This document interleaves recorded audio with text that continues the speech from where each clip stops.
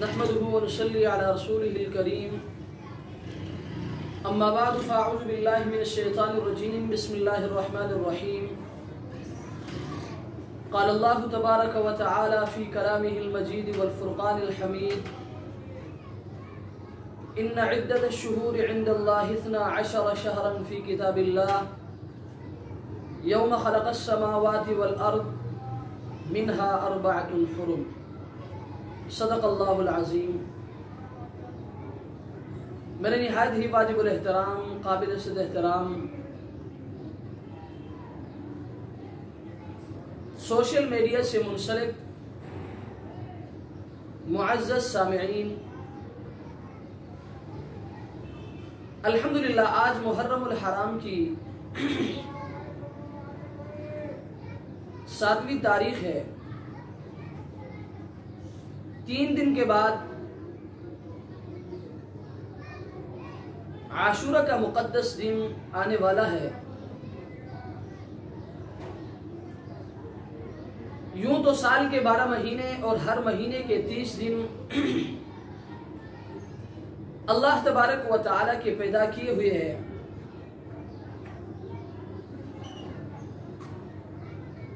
لیکن اللہ تبارک و تعالیٰ اپنے فضل و کرم سے پورے سال کے بعض ایام کو خصوصی فضیلت عطا فرمائی ہے۔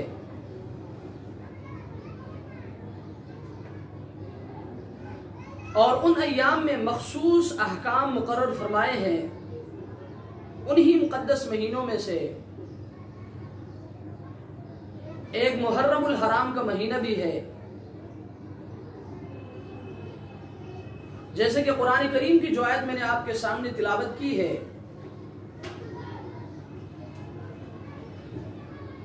اس آیت میں اللہ تبارک و تعالی فرماتے ہیں کہ 4 مہینے ایسے ہیں جو کہ حرمت والے مہینے ہیں، اور انہی میں سے ایک محرم الحرام کا مہینہ بھی ہے۔ اور پھر محرم الحرام میں خاص کر محرم الحرام کی 10ویں تاریخ، جس کو آج ہم یوم عاشورہ کے نام سے یاد کرتے ہیں،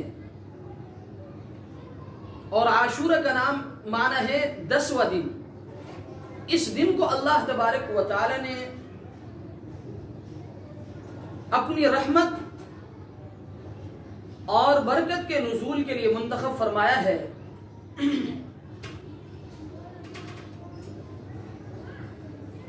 اور یہ بات بھی اپنے ذہن میں رکھیے کہ جب تک رمضان کے روزے فرض نہیں ہوئے تھے، اس وقت تک مسلمانوں کے لیے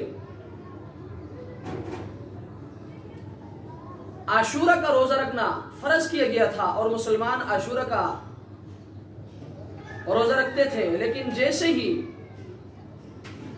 رمضان کے روزے فرض کر دیے گئے تو عاشورے کے روزے کی فرضیت منسوخ ہو گئی۔ لیکن جناب نبی کریم صلی اللہ علیہ وسلم نے عاشورے کے روزے کو پھر بھی سنت اور مستحب قرار دیا، اور اللہ کے رسول نے فرمایا کہ مجھے امید ہے کہ جو شخص عاشورہ کا روزہ رکھے گا، اللہ تبارک و تعالی اس روزے کی برکت سے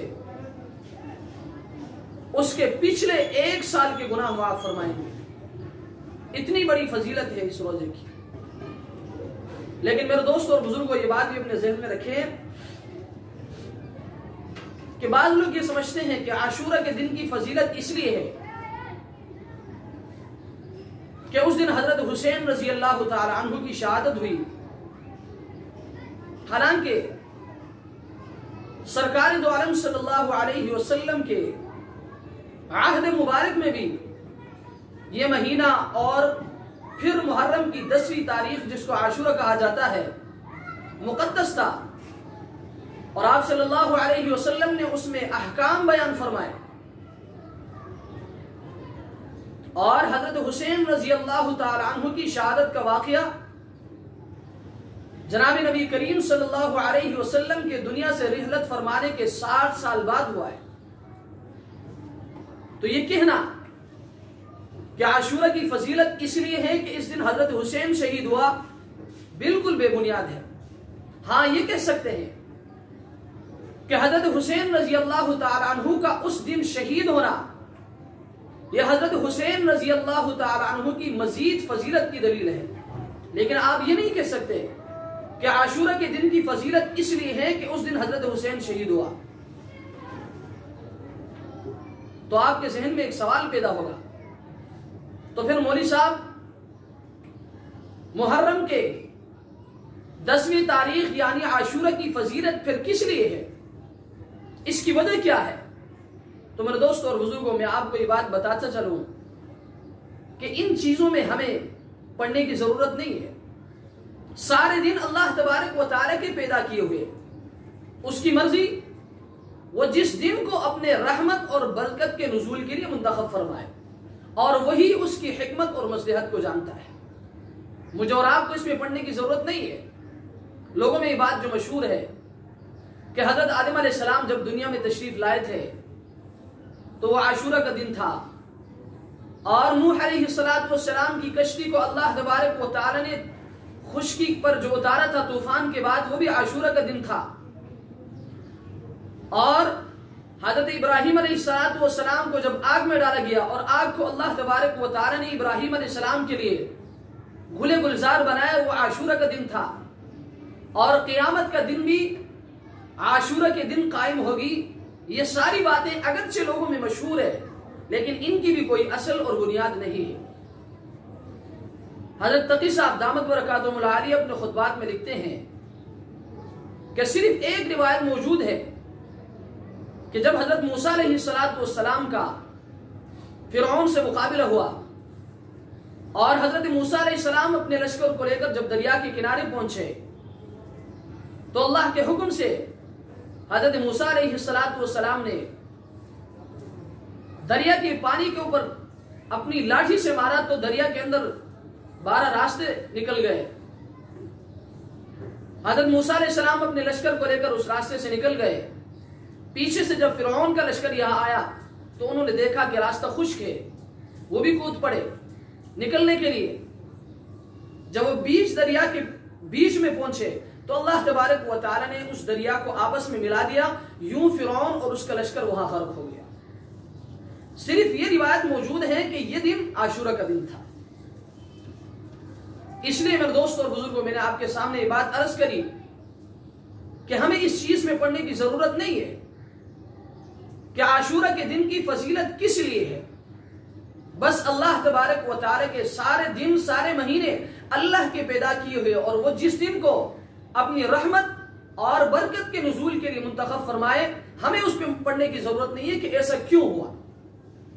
تو میرے دوستوں اور بزرگوں، جب یہ مہینہ مقدس ہے اور عاشورہ کا دن مقدس ہے تو ہمیں چاہیے کہ ہم اس دن کے تقدس کو برقرار رکھتے ہوئے ہم اس دن میں وہ عمل کریں جو نبی کریم صلی اللہ علیہ وسلم سے ثابت ہے، اور آپ علیہ السلام سے صرف عاشورہ کا روزہ ثابت ہے، اس کے علاوہ کچھ بھی ثابت نہیں۔ لیکن میرے دوستوں اور بزرگوں، روزہ رکھنے میں بھی اس چیز کا خیال رکھے کہ سرکار دو عالم صلی اللہ علیہ وسلم ہر سال عاشورہ کا روزہ رکھتے تھے، لیکن آخری سال جب اپنے عاشورہ کا روزہ رکھا تو آپ نے فرمایا کہ اگر اگلے سال میں محرم تک زندہ رہا تو میں عاشورہ کے روزے کے ساتھ 9 محرم الحرام کے روزے کو یا 11 محرم کے روزے کو میں ساتھ ملاؤں گا اور 2 کر دوں گا۔ کیوں؟ اس لیے کہ آپ علیہ السلام نے فرمایا کہ عاشورہ کے دن یہودی بھی روزہ رکھتے ہیں اور ہم مسلمان بھی روزہ رکھتے ہیں۔ یہودی اس لیے رکھتے ہیں کہ اس دن اللہ تبارک و تعالی نے بنی اسرائیل کو حضرت موسیٰ علیہ السلام کے مدد سے، حضرت موسیٰ علیہ السلام کے واسطے سے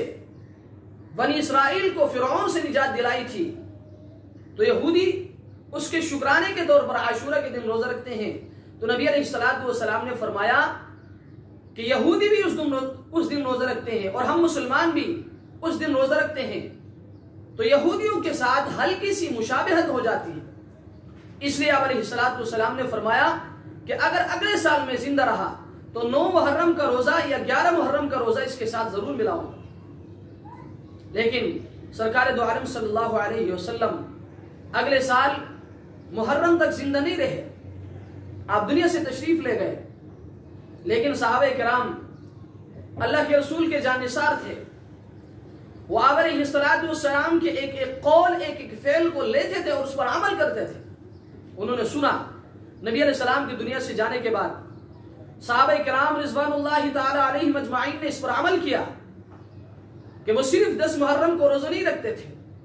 بلکہ اس کے ساتھ یا 9 محرم کا روزہ رکھتے تھے یا 11 محرم کا روزہ رکھتے تھے۔ اور ساتھ میں یہ بھی فرمایا نبی علیہ السلام کے اس قول کی روشنی میں کہ آپ علیہ السلام کی خواہش یہ تھی کہ میں عاشورہ کے روزے کے ساتھ 9 محرم کا روزہ یا 11 محرم کا روزہ ملاؤں گا۔ آپ علیہ السلام کی اس خواہش کی وجہ سے علماء نے لکھا ہے کہ جو شخص صرف عاشورہ کا روزہ رکھے تو یہ مکروہ تنزیہی اور خلاف اولا ہے۔ مطلب یہ کہ اگر کوئی شخص رکھے تو گناہگار نہیں ہوگا، ثواب ضرور ملے گا، مگر بہتر طریقہ یہ ہے کہ آپ عاشورہ کے روزے کے ساتھ 9 محرم کا روزہ یا 11 محرم کا روزہ ضرور رکھیں اور 2 روزے رکھیں۔ لیکن میرے دوستوں اور بزرگوں، یہ بات بھی اپنے ذہن میں رکھیں کہ سرکار دو عالم صلی اللہ علیہ وسلم کے اس ارشاد سے ہمیں یہ سبق بھی ملا کہ آپ علیہ السلام غیر مسلموں کے ساتھ مشابہت کو کتنا ناپسند فرماتے تھے کہ عبادت اور بندگی کے اندر بھی آپ علیہ السلام نے غیر مسلموں کے ساتھ مشابہت کو پسند نہیں فرمایا۔ کسی ناجائز اور حرام کام میں مشابہت تو نہیں تھی، وہ بھی روزہ رکھتے تھے، مسلمان بھی روزہ رکھتے تھے، لیکن نبی علیہ السلام نے فرمایا کہ چونکہ اس دن یہودی بھی روزہ رکھتے ہیں اور مسلمان بھی روزہ رکھتے ہیں، اس لیے یہودیوں کے ساتھ ہلکی سی مشابہت ہوتی ہے، اس لیے آپ علیہ السلام نے فرمایا کہ اگر اگلے سال میں زندہ رہا تو 9 محرم کا یا 11 محرم کا روزہ ضرور اس کے ساتھ ملاؤں۔ تو میرے دوستوں اور بزرگوں، جب آپ علیہ السلام نے عبادت اور بندگی کے اندر یہودیوں کے ساتھ، غیر مسلموں کے ساتھ مشابہت کو ناپسند فرمایا، اور آپ علیہ السلام نے فرمایا خالف المشرکین، مشرکین کی مخالفت کرو۔ جب آپ علیہ السلام نے حلال اور جائز کاموں میں ان کے ساتھ مشابہت کو ناپسند فرمایا ہے تو آپ خود فیصلہ کریں کہ حرام اور ناجائز کاموں میں جو لوگ غیر مسلموں کے ساتھ مشابہت اختیار کرتے ہیں ان کے بارے میں اللہ کے رسول اس چیز کو کتنا ناپسند فرماتے ہوں گے۔ آپ علیہ السلام نے فرمایا آپ یہ بات اپنے ذہن میں رکھیں، اگرچہ بات یہ کڑوی ہے لیکن سرکار دو عالم صلی اللہ علیہ وسلم فرماتے ہیں خالف المشرکین اوفر اللحى واحف الشوارب، مشرکین کی مخالفت کرو، اپنے داڑھیوں کو بڑھاؤ اور اپنے مونچھوں کو کترواؤ۔ لیکن میرے دوستوں اور بزرگوں، آج کا مسلمان داڑھی کو کاٹتا ہے اور نبی علیہ السلام سے عشق و محبت کے لمبے چوڑے دعوے کرتا ہے، لیکن آج کے مسلمان کا یہ دعویٰ میری سمجھ سے بالاتر ہے۔ عربی کا ایک شاعر کہتا ہے تعصل الہ وانت تظہر حبہ وهذا لعمری فی الفعال بدیع ان كنت صادقا فی قولک لا طاعتہ ان المحب لمن يحب مطیع۔ شاعر کہتا ہے اے مخاطب، تو نبی سے محبت کا دعویٰ کرتا ہے اور اس کی سنت سے کتراتا ہے، اس سے پتہ چلتا ہے کہ تو اپنے محبت میں جھوٹا ہے، تیری محبت جھوٹی ہے۔ کیوں؟ اس لیے کہ عاشق تو معشوق کے ہر ادا پر جان دیتا ہے، تیری محبت مجنون کی اس مجازی محبت سے بھی گئی گزری ہے جو لیلا کے در و دیوار چھومتا پھرتا یہ کہتا گیا امر علی الدیار دیار لیلا اقبل ذا الجدار وذا الجدار وما حب دیار شغفن قلبی ولكن حب من سکن الدیار۔ تو میرے دوستوں اور بزرگوں، نبی کریم صلی اللہ علیہ وسلم فرماتے ہیں کہ خالف المشرکین اوفر اللحى واحف الشوارب، مشرکین کی مخالفت کرو، اپنے داڑھیوں کو بڑھاؤ اور مونچھوں کو کٹواؤ۔ لیکن آج کے مسلمان داڑھی کو کاٹتا ہے اور مونچھوں کو بڑھاتا ہے۔ یاد رکھیں، جو لوگ داڑھی کاٹتے ہیں اور مونچھوں کو بڑھاتے ہیں ان کے بارے میں سرکار دو عالم صلی اللہ علیہ وسلم فرماتے ہیں من طول شواربہ لم ینل شفاعتی، جو شخص داڑھی کاٹتا ہے اور صرف مونچھوں کو بڑھاتا ہے وہ قیامت کے دن میری شفاعت سے محروم رہے گا۔ اور دوستو آپ خود فیصلہ کریں کہ کوئی مسلمان کیا نبی علیہ السلام کے شفاعت کے بغیر کامیاب ہو سکتا؟ نہیں ہو سکتا۔ اس لیے میرے دوستوں اور بزرگوں، ہم نے محرم الحرام کے اس مقدس مہینے کی تقدس کو سامنے رکھتے ہوئے اور عاشورہ کے اس مبارک دن کے تقدس کو سامنے رکھتے ہوئے ہم نے اس مہینے میں وہ کام کرنا ہے جو کام نبی علیہ السلام سے ثابت ہے، اور آپ علیہ السلام سے صرف عاشورہ کا روزہ ثابت ہے۔ اس لیے اس دن عاشورہ کا روزہ میں آپ سے درخواست کرتا ہوں، جتنے بھی سامعین، جتنے لوگوں تک میری آواز پہنچے، میں آپ سے درخواست کروں گا کہ آپ نبی علیہ السلام کی سنت پر عمل کرتے ہوئے عاشورہ کا روزہ ضرور رکھیں، اور یہودیوں کے ساتھ مشابہت کی وجہ سے میں آپ سے درخواست کروں گا، چونکہ نبی علیہ السلام کی خواہش بھی یہی تھی کہ آپ نے فرمایا تھا کہ اگر اگلے سال میں زندہ رہا تو عاشورہ کے دن کے ساتھ 9 کا روزہ رکھوں گا یا 11 کا روزہ رکھوں گا۔ تو آپ سے میری درخواست ہے کہ آپ عاشورہ کا روزہ ضرور رکھیں، لیکن اس میں اس چیز کا خیال رکھیں کہ اس کے ساتھ یا تو آپ 9 محرم کا روزہ ملائیں اور یا 11 کا روزہ ملائیں۔ تو میرے دوستوں اور بزرگوں، میں یہ عرض کر رہا تھا کہ نبی علیہ السلام کے اس ارشاد سے ہمیں ایک سبق یہ ملا کہ آپ علیہ السلام مشرکین کے ساتھ اور غیر مسلموں کے ساتھ مشابہت جائز اور حلال کاموں میں بھی ناپسند فرماتے تھے۔ چیز آئے کہ آپ حرام کاموں میں اور ناجائز کاموں میں ان کی مشابہت کرتے، لیکن میرے دوستوں اور بزرگوں، آج کے مسلمان کو اس چیز کا خیال اور پاس نہیں رہا۔ آج ہمارا اٹھنا بیٹھنا، ہمارے طور طریقے، ہمارے لباس پوشاک، ہمارے کھانے پینے کا طریقہ آج سب کے سب غیر مسلموں کے طور طریقوں پر ہے۔ اس لیے میرے دوستو، میں آپ سے گزارش کروں گا کہ آپ غیر مسلموں کی مشابہت سے اپنے آپ کو نکالیں، اور عاشورہ کے اس مقدس دن کو آپ اسی طریقے سے اس دن کو گزاریں جس طریقے سے سرکار دو عالم صلی اللہ علیہ وسلم نے گزارا ہے۔ ایک اور بات بھی اپنے ذہن میں رکھیں، اگرچہ یہ روایت سند کے لحاظ سے اعتبار سے ضعیف اور کمزور ہے، مگر حضرت تقی صاحب نے اپنے خطبات میں لکھا ہے کہ اگر کوئی شخص اس پر عمل کرے تو امید ہے کہ اللہ تبارک و تعالیٰ اس کی فضیلت اور برکت سے اس کو محروم نہیں فرمائیں گے۔ چنانچہ آپ علیہ السلام فرماتے ہیں کہ جو شخص عاشورہ کے دن یعنی 10 محرم کو اپنے اہل و عیال پر کھانے اور پینے میں یعنی کھلانے اور پلانے میں وسعت کرے گا، یعنی اور دنوں کی بنسبت زیادہ ان کو کھلائے گا، اچھا کھانا ان کو کھلائے گا، تو اللہ تبارک و تعالیٰ اس کی برکت سے پورے سال اس کے رزق میں برکت عطا فرمائیں گے۔ اگرچہ یہ روایت سند کے اعتبار سے کمزور اور ضعیف ہے، مگر اگر کوئی شخص اس پر عمل کرے تو کوئی مذائقہ نہیں۔ لیکن میرے دوستوں اور بزرگوں، آخر میں ایک بات آپ سے ضرور کہوں گا کہ جہاں اللہ تبارک و تعالیٰ نے حرمت کے مہینوں کا تذکرہ فرمایا ہے، وہاں اللہ تبارک و تعالیٰ نے ایک عجیب جملہ ارشاد فرمایا۔ اللہ تبارک و تعالیٰ فرماتے ہیں کہ فَلَا تَظْلِمُوا فِيهِنَّ أَنفُسَكُمْ، کہ تم ان حرمت کے مہینوں میں اپنی جانوں پر ظلم مت کرو۔ ظلم کرنے سے مراد یہ ہے کہ تم ان مہینوں میں خرافات سے اپنے آپ کو بچاؤ، منکرات سے اپنے آپ کو بچاؤ، بدعات سے اپنے آپ کو بچاؤ۔ اللہ تبارک و تعالیٰ تو عالم الغیب ہیں، اللہ کو اس چیز کا پتہ تھا کہ بعد میں لوگ ان حرمت کے مہینوں میں اپنی طرف سے عبادتیں گڑیں گے اور اس پر عمل کریں گے۔ اس لیے اللہ تبارک و تعالیٰ نے واضح طور پر پہلے سے فرمایا فَلَا تَظْلِمُوا فِيهِنَّ أَنفُسَكُمْ، کہ تم ان حرمت کے مہینوں میں اپنی جانوں پر ظلم مت کرو۔ تو میرے دوستوں اور بزرگوں، آپ کے ذہن میں ایک سوال پیدا ہوگا کہ مولوی صاحب، پھر تو شیعہ حضرات محرم کے مہینے میں یہ جو کام کرتے ہیں ان کے بارے میں آپ کیا کہیں گے؟ تو میرے دوستوں اور بزرگوں، میں آپ سے درخواست کروں گا کہ شیعہ حضرات اس مہینے میں جو کچھ کرتے ہیں وہ اپنے مسلک کے مطابق کرتے ہیں، آپ ان کو کرنے دیں، لیکن میں آپ سے گزارش کرتا ہوں کہ کوئی بھی اہل سنت حضرات ان کے پروگرامات میں شرکت نہ کرے، اور ان کے مجلسوں میں شرکت نہ کریں، ان کے تعزیوں میں شرکت نہ کریں.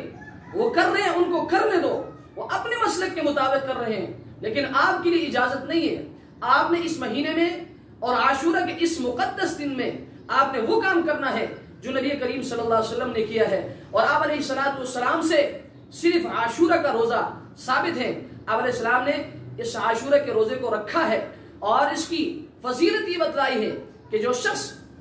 عاشورہ کا روزہ رکھے گا اللہ تبارک و تعالیٰ اس روزے کی برکت سے اس کے پچھلے سال کے پورے گناہ اللہ تبارک و تعالیٰ معاف فرمائیں گے. دعا فرمائیں اللہ تبارک و تعالیٰ ہمیں اس مقدس مہینے کی تقدس کو سامنے رکھتے ہوئے اور اس مقدس دن کے تقدس کو سامنے رکھتے ہوئے اللہ تبارک و تعالیٰ ہمیں اس دن کو گزارنے کی توفیق عطا فرمائے. جتنی باتیں کہی اور سنی گئی ان تمام باتوں پر اللہ تبارک و تعالیٰ ہمیں عمل کرنے کی توفیق عطا فرمائے. وآخر دعوانا ان الحمد للہ رب العالمین.